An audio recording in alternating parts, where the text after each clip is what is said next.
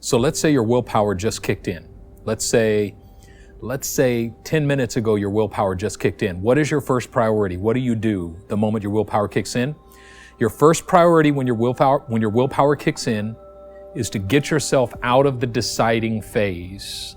Let me tell you what I mean by the deciding phase. Here's what causes your life change to fail even after your willpower kicks in, because you've had moments when your willpower has kicked in before and you've made a decision and you've made a change, but it didn't last. And there's some reasons why your change didn't last after your willpower kicked in. The first reason why your change doesn't last is because you linger too long in the deciding phase. Let me tell you what I mean by that. Okay, let's say I need to lose weight, my willpower kicks in, and I decide right now I'm gonna change. But if I don't have a plan, here's how I do it. I show up for breakfast and I start deciding. Let's see, what's something good that I could have for breakfast? Let's see, if I just have the eggs without the bacon, maybe I just have the egg whites, and I have to make this decision about breakfast. Then I go out to lunch with some friends, and I wait till I get to the restaurant and go, okay, I need to make a good lunch decision. So let me look at the menu. What's good for me to have here for lunch? I think I could have the salad, maybe the chicken salad, but without the dressing. Okay, I make a decision. Now I've made two good decisions in a day, right? A breakfast decision and a lunch decision, and it feels good. I get to dinner and I'm like, okay, I got to make a decision. Let's see, I'm out to dinner with my family. Look at the menu, got to figure out what I'm going to have here, and I've got to make a decision. Okay, let's say I made a good decision for dinner too, right? So I've survived breakfast, lunch, and dinner. What I don't realize is that making a decision takes an incredible amount of mental and emotional energy. And now that I've had to make 3 decisions in the course of a single day, I get home and I am completely spent, I'm emotionally drained, and now I'm needing something to fill that gap. I'm needing something to fill that void. So now for the rest of the night, I'm gonna fight the urge to go to the freezer and grab the ice cream or to grab the cookies. And what I'll end up doing is perhaps I will ruin the effects of all 3 of those good decisions by what I eat after 8 p.m., let's say. Or let's say I survived the night. Now tomorrow morning, I've got a second day, day 2 of my change. I've got to go and figure out, okay, what am I going to do for breakfast? And I've got to make a decision there. And then at lunchtime, what am I going to do for lunch? And then I got to make a decision there. And then dinner, what am I going to do for dinner? And I've got to make a decision there. You're caught in this loop where you have to make decision after decision after decision. Every meal is a major decision. You don't realize that you're eating up all of your emotional and mental energy, and you don't realize this is why you're cranky. This is why you have less energy at work. You're less focused. You're irritable. You're snapping at people. You're forgetting things. You're showing up late to appointments, and you're double booking yourself, and it's a big mess. And then you start feeling like, man, how can now all that needs to happen is you just go to a restaurant that it was scheduled ahead of time, and you get there and there's nothing on the menu that you can eat. There's nothing possible. And the temptation just overwhelms you, and your change doesn't last more than 45 minutes. You know, it lasted a day, it lasted 2 days, and then you just come to the place where you say it's too hard. The reason why it was too hard is because you don't have a plan, and because you don't have a plan, every meal is a decision. This is one thing that changed for me.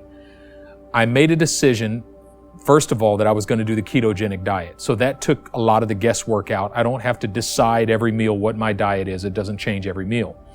The second decision I made was to simplify my meal plans. I made a decision, I'm going to eat eggs, bacon, and avocado for breakfast every single morning. I don't need variation. I'm not going to try to do something different on Wednesday and something different on Friday and something different on Monday. The routine is my friend. I'm going to eat bacon, eggs, and avocados for breakfast.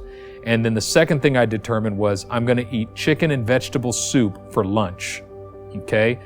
And my mother was there, and she made me a big pot of chicken and vegetable soup, and she put it in individual containers for me. So all I had to do was take one out of the freezer, let it thaw in the morning. At lunchtime, stick it in the microwave, and I had a big bowl of chicken and vegetable soup. Thirdly, I'm going to eat a piece of meat and a vegetable for dinner. It was that simple. There was no variation to it. It was, I'm going to do this every single day. Now, this is the key. Creating a new routine that you can repeat again and again and again and again without variation, this is going to be a major key to your success. Why? Because making a fresh decision every single day is overwhelming. It's way too taxing to your system, to your mental and emotional system. And because of that, your change is not going to be sustainable in the long term. The thing we don't realize is a lot of what you think is a decision is not a decision. It's actually a habit. Let me explain it to you. There's a lot of people that say, okay, the problem is you're going on diets. I don't believe in going on diets. I believe in life change. And you think that just by changing the semantics or using a different word, somehow you're going to succeed this time because you used a different word. I hear people say, the problem is you're trying to make New Year's resolutions instead of commitments. You need to make a commitment and not a resolution. No, changing the terminology is not going to change your life, okay? People say, I don't go on diets. Yes, you do. All a diet is what you eat. Everybody has a diet. And if you look at what my diet was prior to March 14th, my diet was high in sugar. My diet was high in carbohydrates. It was high in fat. It was high in salt. It was high in a lot of things that maybe individually would not be so bad, but you put them all together and it was bad. And so I might have thought, see, this is the thing. You thought that you're making decisions already for your meals. You're not.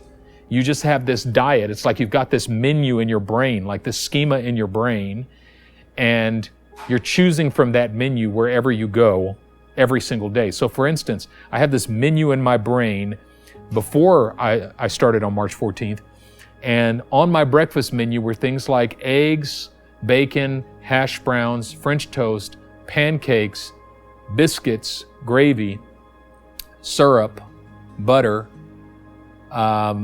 waffles, muffins, croissants, coffee with French vanilla creamer or cafe mocha. All of these things were on my breakfast menu, and everywhere I go, I simply look for something on that menu that matches what's in this menu in here. Now I have a lunch menu. I had a lunch menu as well. And on my lunch menu were things like burritos, pizza, tacos, hamburgers, French fries, milkshakes, barbecue, all of these things on my lunch menu. And when I go to a restaurant, wherever I go, I simply look for a correspondence between what's on that menu and what's on this menu. And I have all these things in my dinner menu as well. And so I had to create a new schema. And see, this is the thing. The only way to break a bad habit is to create a new habit. All of your habits are stored in a part of your brain called the basal ganglia.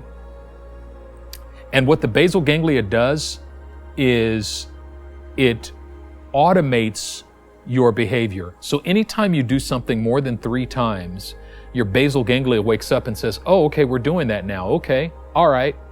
Okay, let me take that. And it starts to automate that. And what it does is it builds a pathway, a brain pathway for that behavior so that you can do it automatically. And once it becomes a habit that's stored in the basal ganglia, you can actually do it without thinking. Matter of fact, you do it without thinking. Like for instance, when you drive your car home for work, right? You don't come up with a new way to get there every day. You go the same route every day. And because you go the same route every day, after the 3rd time, your basal ganglia said, oh, this is the way we go? All right, let's start to create an automation for that. All right, I'll start to automate this so that we can do it without thinking. It got to the point at which you could drive home have a conversation on the phone, eat a burrito, and pick your teeth at the same time. Why? Because driving home didn't take you any more emotional or mental energy. Decision making takes huge emotional and mental energy. Without the basal ganglia, life would be exhausting because we would have to make fresh decisions about everything. What the basal ganglia does is it automates things that we've decided. What the basal ganglia says is, okay, you've done this multiple times. That means you've decided to do this. So I'm going to automate this so you don't even have to make a decision anymore. There just needs to be a trigger. And once that trigger happens, then I'll initiate the routine, and the routine is just going to take you to your destination. That's why sometimes you get off work and you think, you know what, I'm going to stop at the store and I'm going to pick up some eggs and stuff before I go home. But did you stop at the store? No, because you got listening to the radio and you got engrossed in the interview that was on the radio. And the next thing you knew, you looked up and you were home. You don't even remember driving home. Why? Because your basal ganglia is what drove you home. Now, here's the problem. The basal ganglia is in the subconscious part of the brain. It takes this routine out of consciousness into subconsciousness, which means your routine, you can do it without thinking. So if you think, I'm just going to decide to stop doing this thing, well, that's like standing out on the freeway and stopping traffic. Like, that habit is so ingrained in your brain. That pathway is like a superhighway in the brain. It's like a multi-lane superhighway in the brain. And to stop that traffic, it's like you have to run out on that freeway and say, no, Benjamin, don't do this. The fact of the matter is, you will never get that pathway out of your brain. Once a pathway's in the brain, there's no removing it. But what you can do is create a new pathway. You can create a new highway, a new superhighway, and then create an interchange that takes you from the old highway to the new highway. And the new highway can take you so far away from the old behavior that you never visit it again.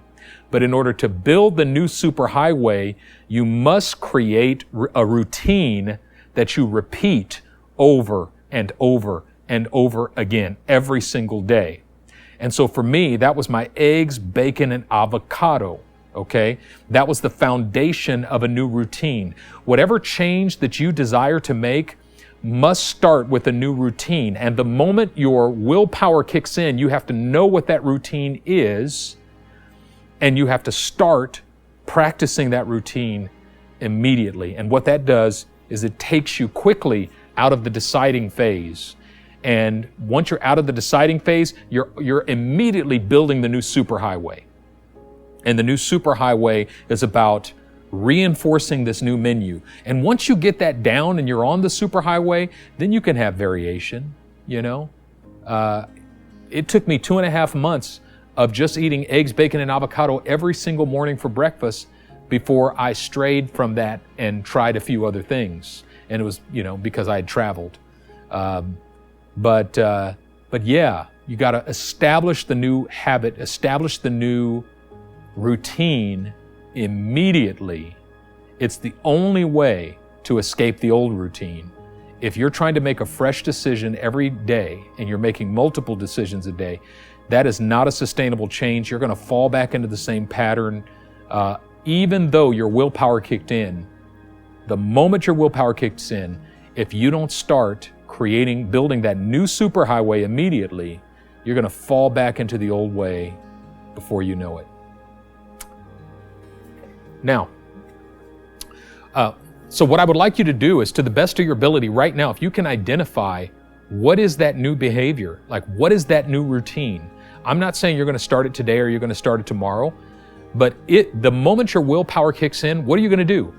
This is the beginning of your plan. If it's about losing weight, what are you going to do to lose weight? If it's about exercise, what are you going to do to exercise? If it's a relational goal, like you want to fix your marriage, what are you going to do? When your willpower kicks in and you're ready to start making that change in your marriage, what are you going to do? If it's about ingraining new study habits, what are you going to study?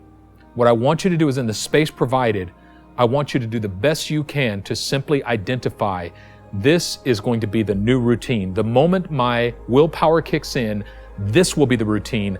I'm going to do this. And it's got to be something that is repeatable, It's got to be something that is repeatable every single day, and it could even be repeatable multiple times a day.